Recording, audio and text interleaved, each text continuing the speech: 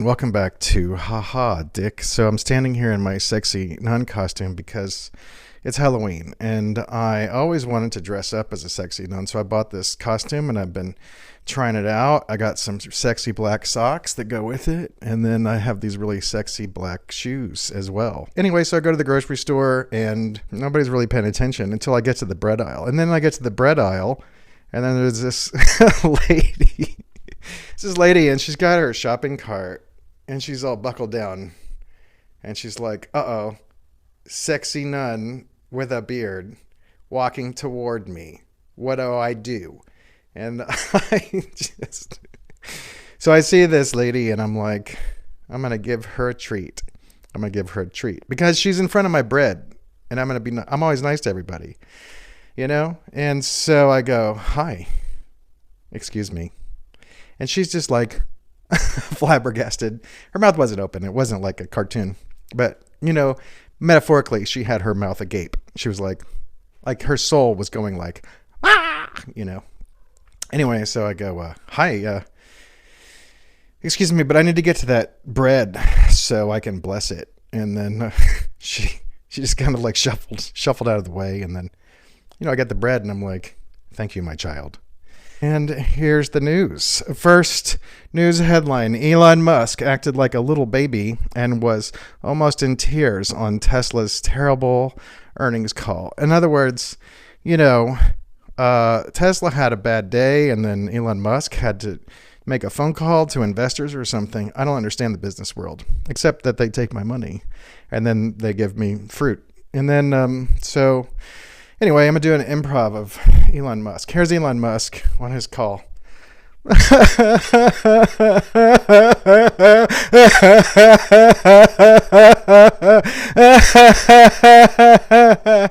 First Amendment. Okay, that's enough of Elon Musk. I don't really like talking about Elon Musk. Second story is in Parade magazine. It's a magazine about parades. It's by parades, for parades. Parade magazine says, here's a headline. The one fast food item Reba McEntire calls absolutely wonderful. Obviously, the first thing I thought Reba McEntire calls wonderful at a fast food restaurant is cum. But of course, that would be slander to say that about her if I were not being a satirical comedy idiot. So here's my improv of Reba McEntire at Burger King. I mean, first of all, can you even believe Reba McEntire was at a fast food joint? It's hard to believe. But let's think about this. Here's Reba McEntire, and she's like rich, and she's got people, and she's like, go get me some fast food. So, so here, if Reba McEntire's in her car, like the rest of us, and here's the drive-through window, she would be like, hey, I would like this absolutely wonderful item that I can't live without called cum. And then the drive-through person would be like, oh my God, you're Reba McEntire. Hold on one second. I got to get everybody in the store to come take a picture with you, because that's what would happen. And that's why Reba McEntire, A, is not ordering cum at a fast food restaurant, because I'm just being gross. And then B, if she were to go to a fast food place, she would get swarmed. So this is the actual improv of Reba McEntire. Here's Reba. Reba's at home. She's at home, and she's like doing her nails. You know? She's probably not doing her nails. Somebody else is doing her nails. So she's at home. Somebody's doing her nails. She doesn't even go to do her nails anymore. Someone's like coming to her house to do her nails. So here's Reba McEntire at home. This is how Reba McEntire orders fast food. Hey, assistant. Go get me that cum from the drive-thru and then feed it to me through a silver spoon. And then while you're doing that, I want a foot massage. And then go make me some money. And that's my impression of Reba McEntire. Not the real Reba McEntire. The real Reba McEntire, I'm sure, is quite nice and doesn't mistreat anyone and doesn't order cum and, is very polite. I'm sure she's just the best. Oh, I'm sure Reba McEntire's just the best person in the whole world and relatable and all that. Okay, moving on. Next story. Travis, somebody, comments on the weird way he holds Taylor Swift's hands. Okay, so here's the deal. Taylor Swift, who is the number one trend in everything, I mean, I'm surprised that she didn't make this a nun costume I'm wearing right now. I'm surprised that she didn't, make the food that I'm eating. I'm surprised that she doesn't own the phone that I'm using. I'm surprised about everything because like every headline that I see in the news for the last 2 weeks is like these two celebrities are staying over at Taylor Swift's house when she doesn't use it. And then Taylor Swift's at a football game and Taylor Swift is a blah, blah, blah. And she's owning this and she's buying that and people are buying things to be with her. And it's just like the PR machine for Taylor Swift is Swift. And I don't hate Taylor Swift, so don't think I do. But, I saw this story over the summer or fall where some woman who writes for some publication says that she went to a Taylor Swift concert and then she went to a Beyonce concert and she loved both of them, but she preferred the Beyonce one. And the woman who wrote that story then later said that she got more hate from... I don't know if she got death threats, but she got more hate from Taylor Swift people than she ever did from Trump people. I mean, there is like a Taylor Swift juggernaut. And here's a poll that says Taylor Swift's new relationship with this football guy. Fatigue has set in because more than half of Americans say they're sick of them. They're sick of them. They don't want to hear one more word about Taylor Swift. So I'm not going to keep talking about Taylor Swift on this podcast, but I might talk about it for one more second here because I saw this hilarious headline. The NFL guy's like, people are saying that I hold her. I don't know how he talks. I'm just going to do like a Southern. Whenever I think about football people, I think about Southern accents because I grew up with Southern accents. So I'm just assuming he's like, man, people are like saying that I hold Taylor's hand all weird and shit. I'm sure he doesn't talk like that. I don't know this guy's name. I don't know what team he plays for. I just, in my head, I'm going to assume that every NFL player talks like, well, hey man, I just am holding, I'm at some place and I see, I'm with Taylor and I just hold her hand however I want. I mean, it's not like it's a real relationship anyway. That's a joke. It's a real relationship because Taylor Swift says it is, and her PR people say it is. So it must be. You know what I mean? So I'm just going to assume Taylor Swift and this guy are the real deal. Not fake at all. Like not some sort of PR grab for power and money. No, why would they do that? That would be terrible. That would never happen. Okay, next story. Taylor Swift. I swear this is going to be the last Taylor Swift story I talk about today. I'm not looking for Taylor Swift story. It's just like every story in the media is Taylor Swift. Some newspaper hired a Taylor Swift reporter. There are people that are living in the streets and they don't have like a living in the streets reporter. They've got like a Taylor Swift reporter because that's America. America, the motto of America is not like we care. We love everyone. This is where you come to like be treated really well. I mean, that can happen in America. I mean, I get treated like gold everywhere I go. But I mean, honestly, wherever I go, there's like a red carpet. It just unfurls in front of me. And everybody's like, wow, it's Doug. I'm just being silly. So anyway, I love laughing at my own jokes.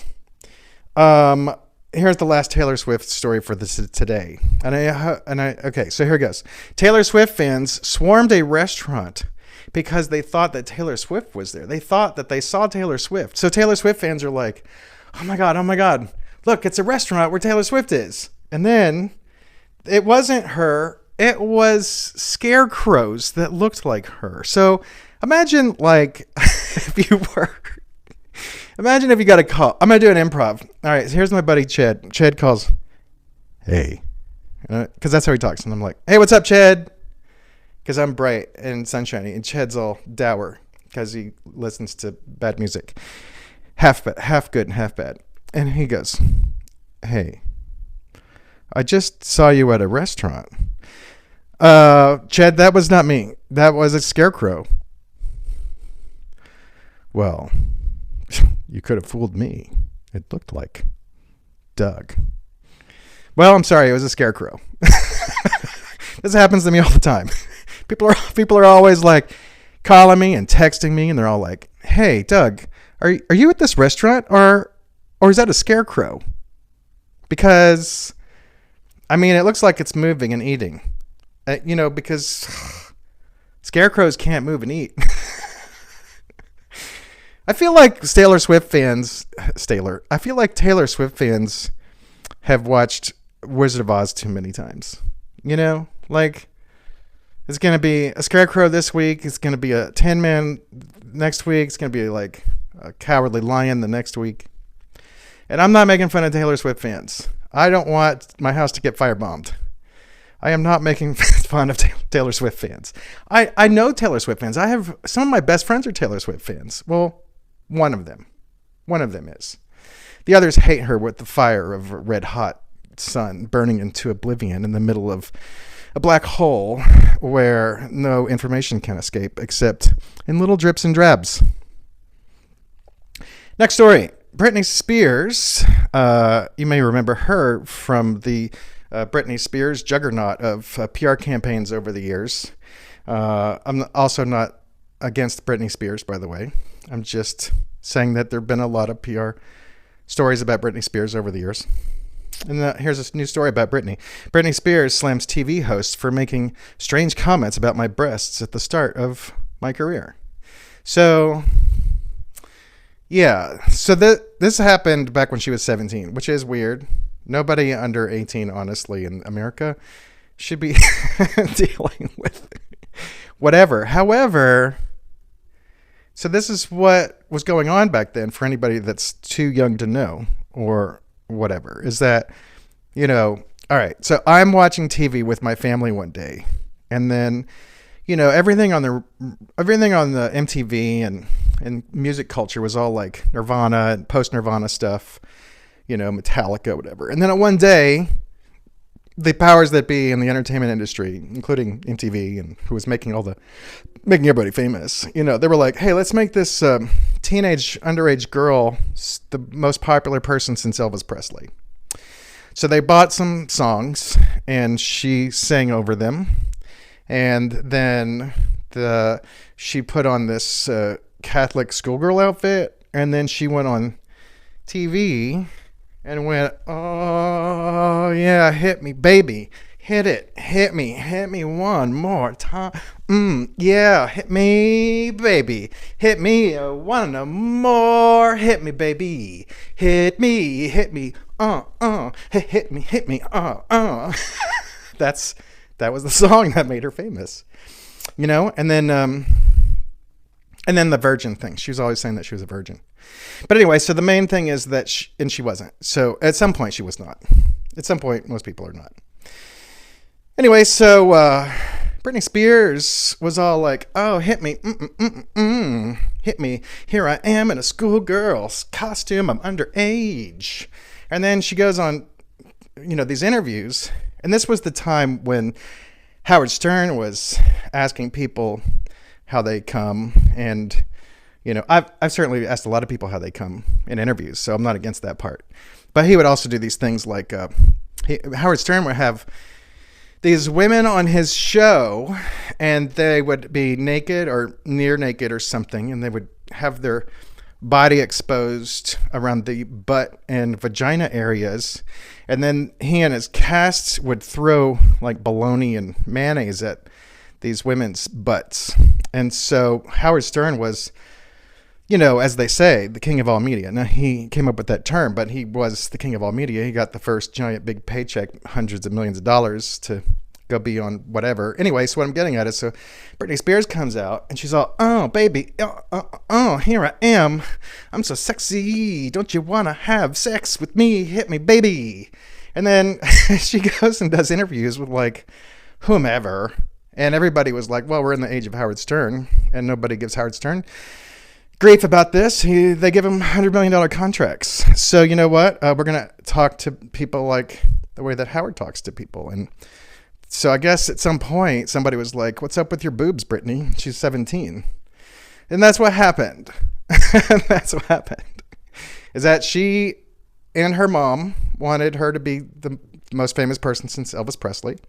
So she gets in this outfit in this music video and becomes the most sexualized underage girl ever in pop music. So she broke that, and then people asked about her boobs. And now looking back, she's like, "Can you believe they asked about my boobs?" Like, yeah, I can. I'm not saying they should have. I'm not saying that it's great. I'm not saying that this should be like the thing that people should ask, especially underage people. But I just wanted to remind the world that there's context to this. Now, I have not read Britney's book, so maybe she's got a lot of context. She keeps saying that the media keeps taking things out of context, so, maybe she's right. It's possible that she just gives all the context about the Howard Stern culture and everything that I just gave you, but I kind of doubt it. But she might, If she didn't, then I've provided you some context. New story. Cher reignites 30-year feud with Madonna. Doubles down on mean diss. So here's the deal. I'm going to do some improv about what happened. So this is the story in a nutshell, but I'm screwing it up with the wrong facts a little bit. And it's not because I'm intellectually lazy. It's because I don't remember. And anyway, so I don't want to look it up right now while we're doing this. So anyway, so my memory of this story that I read was Cher is like at her home, and now she finds out that Madonna's this big thing. She's like, "Oh my God, look at this woman, Madonna. She's going to be famous forever, like me." So she's like, "Hey, why don't you come over to my house?" So Madonna's like, "Oh yeah, I'm going to Cher's house. Oh yeah, I'm going to Cher's house." And then she gets there, and then Cher's like, I don't know, she's communicating with her on some level. But Cher didn't like... So I guess Madonna got there, and she was all like, "Nah, nah, nah." And I don't, bring me something. Bring me this, or being mean, or I don't know what. Cher didn't give all the facts. She just said that she was being really mean. So Cher called Madonna a cunt publicly again. And I just thought, wow, man, people just don't call other people cunts in this country, in America. I was talking to somebody recently about the word cunt and how, cunt and pussy are literal synonyms, but not metaphorical synonyms. If you say pussy, literally, it's a vagina. If you say cunt, literally, it's a vagina. And there are 8 million women that don't like the word cunt, maybe more. So for a lot of women to hear that Cher's calling Madonna a cunt, it's got to be like I'm just guessing. I haven't really talked. I have tons of women friends, but I haven't talked to them about this Madonna Cher story because I'm new to it. But I will. I'll ask them. So what do you think? You leave me some comments about what you think about the word cunt, and then let's see what happens to the aggregation feed of my podcast. Next story. Mark Zuckerberg uses AI to braid his daughter's hair. So this is what happens. So here's Mark Zuckerberg. He's at home. And then here's his daughter. And his daughter's like, "Braid my hair, daddy." Or whatever. I'm just guessing. And he's like, "Sure, sweetheart." And then he's like, "But I don't know how." So he gets on these glasses. Now, this is obviously Meta glasses. This is all like a promotional bit that he's put out into the world, that he's used Meta glasses to braid his daughter's hair. I mean, every story I'm always like, PR, the PR, advertising, marketing, agent, manager scheme to make everybody get more clout constantly and more famous and rich. That's what but it could be real. Maybe, Mark Zuckerberg is at home like, you know what? If I use Oculus or Meta glasses to put some sort of 3D thing in front of me so that I can braid my daughter's hair, I know that is good marketing. And that, that bothers me because I have a conscience. This is me doing Mark Zuckerberg. I have a conscience. I have grown a conscience. And I know that I'm going to get a lot of marketing from braiding my daughter's hair. But that's not what's important. I'm going to try to put that out of my head because it's kind of gross to think about using my daughter's hair for marketing. So you know what? I'm just going to try to put that out of my head because I don't want I don't want to use my daughter, for clout or to sell Meta glasses. I'm not going to do that. Well, you know what? I'm going to build a firewall in my mind between, using my daughter to sell Meta versus I'm just a dad and I just want to braid her hair. So you know what? Okay, I'm just going to braid her hair. I'm going to use the glasses. I'm going to record it. And I might put it out, but I'm not going to put it out nefariously. In my mind, it's all about what's in your mind. And in my mind, Mark Zuckerberg, am a good person. And I have a conscience. And I love humanity. And I want to make all the right choices for humanity. All right, come here, sweetheart. I'm ready to braid your hair. All right. Hey, Meta, show me how to braid some hair. Oh, also, put it online. I feel very skeptical today. Haha, dick. Next story is my favorite lead in a news story in quite some time. The headline on naughtygossip.com, which I forgot even existed until I looked it up and went, oh my God, I forgot about naughtygossip.com. Anyway, so I get this story. It's really great. The headline is pretty funny in itself. It says, Gwyneth Paltrow plans to literally disappear from public life. But, so in other words, she wants to escape the confines of the masses who have made her what she is after she was born to two famous people. And then so that was the headline. So Gwyneth wants to leave public life someday. But the lead is spectacular. So then the writer, I didn't capture the writer's name, but whoever you are, writer, this is the greatest lead of the year. I'm not even joking. This is my favorite sentence I've read in a news story this year. One of these days, Gwyneth Paltrow will ski off into the sunset. Gwyneth Paltrow will ski off into the sunset. Man, that is so great. I wish all journalists were clever. But they're not. I mean, I'm a journalist and I love journalists and I know lots of journalists and I'm friends with lots of journalists. And most of them can be clever sometimes, or a lot of the time. The ones that I know, they're great. Okay, next story. Steve Harvey and his wife speak out amid cheating rumors. So I guess she was accused of cheating, or he was. I think she was. I can't really remember. I don't care. So, but I did read the story and they both put out these very not detailed non-denials, I would say. Non-denial PR releases. I mean, I'm sure they were from the heart. As always, I always assume everybody is being honest and not fake. So Steve Harvey's was like, oh, can you believe this kind of gossip getting out or whatever? I can't tell you what it was word for word. And then his wife's was like, this world and these people. But neither of them was like, we categorically deny this gossip. This gossip is wrong, false, So I don't really watch Steve Harvey. I know a lot of people have a lot of thoughts about Steve Harvey. Here's my thoughts about Steve Harvey. Survey says, bah. So when I read these denials by Steve Harvey and his wife, and I was trying to think about whether they're denying the allegations or whether they were coming from the heart, I thought, survey says, meh. That's the easiest joke in the world to make, and it's dumb. It's not funny. So the next story is morning show fans cringe at Jennifer Aniston's face because it's unrecognizable and weird. Now let me tell you something about Jennifer Aniston. I never interviewed her, but I did interview Courtney Cox and anybody else? I can't remember. Very nice Courtney Cox. I loved her. And her husband at the time, even better, David Arquette. Oof, boy. I interviewed David Arquette once, and then he mailed me a t-shirt. Wasn't that nice? It was really nice. Anyway, I've never interviewed Jennifer, what's her name? Aniston, of course. Of course I know that. She's the lady with the hair. So Jennifer Aniston is getting this hate because her face looks unrecognizable and weird.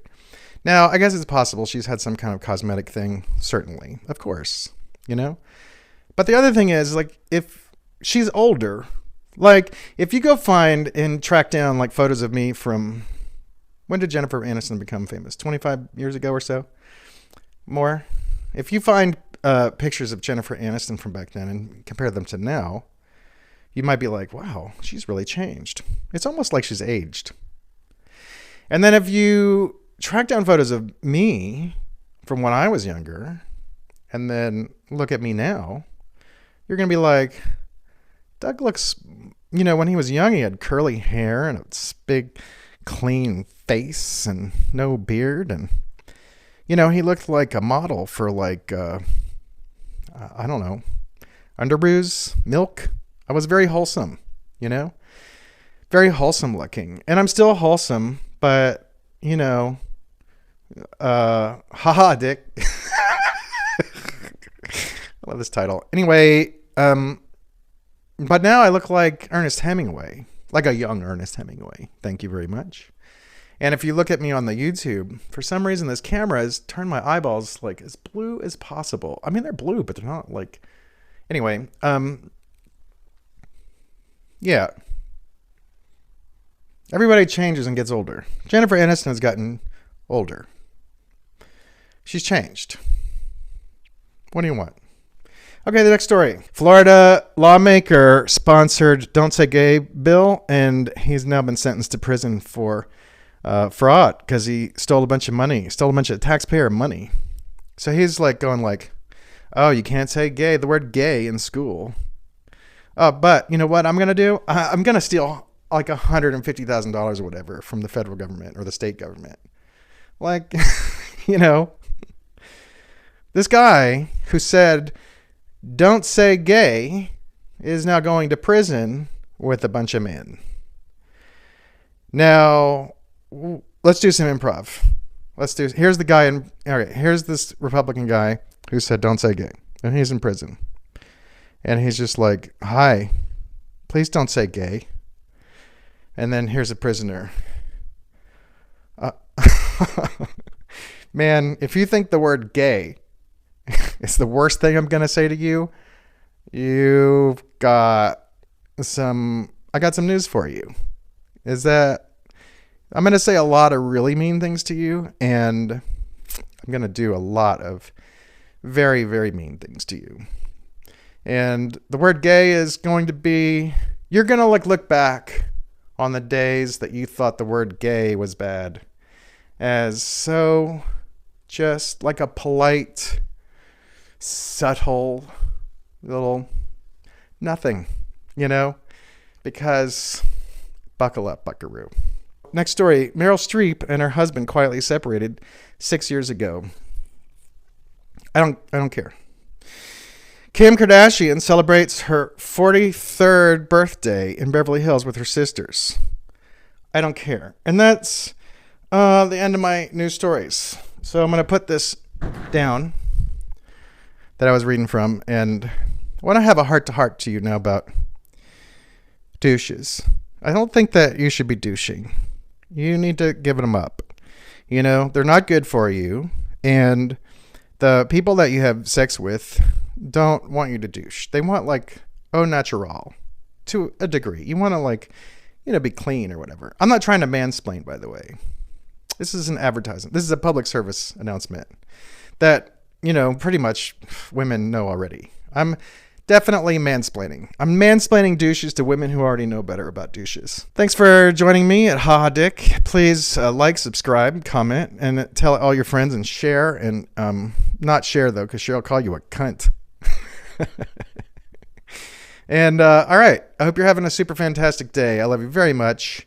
And remember, don't douche. It's not good for you. You can, you know what? Get like do like I do. Get like those bidets that you can attach to your toilets, and then put them on all the toilets in your house, and it's going to change your life. And you want to use them every single time that you sit down on a toilet, because you're going to be the cleanest person who's ever lived. I'm not like a spokesperson for the, you know, toilet bidet industry or anything, but I'm just trying to be helpful. Okay, bye.